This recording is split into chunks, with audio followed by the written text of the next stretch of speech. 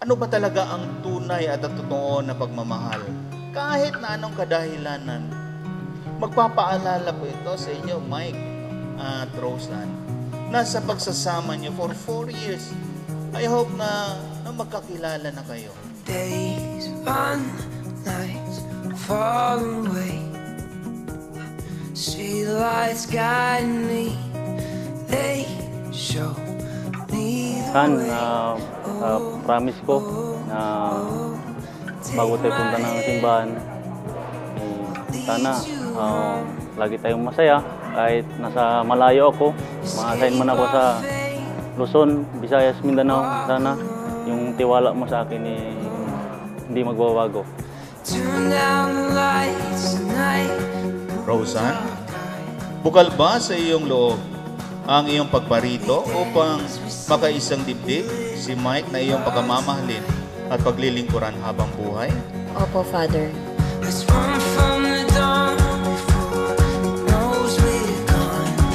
Mike, bukal ba sa iyong loob ang iyong pagparito upang makaisang dibdib si Roseanne na iyong pagmamahalin at paglilingkuran habang buhay? Opo, Father.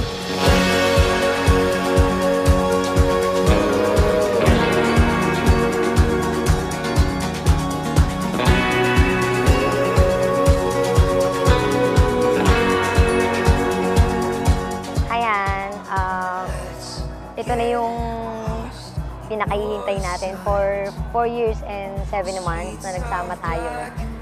Yung lagi ko sinasabi sa'yo, kahit na long distance relationship tayo, nandun pa rin yung time, hindi nawawala yung time. Tapos lagi nang happy, yung lagi nating napag-uusapan.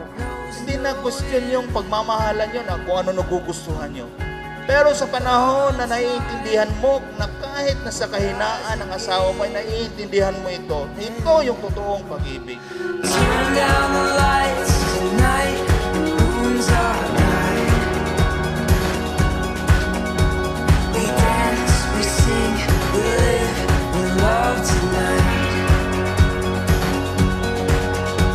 Let's run from the dawn before it knows we're gone. Lagi mo tatandaan, mahal na mahal kita, at mas lalong kitang mamahalin pag nagkaroon na tayo ng family. I love you, Ann.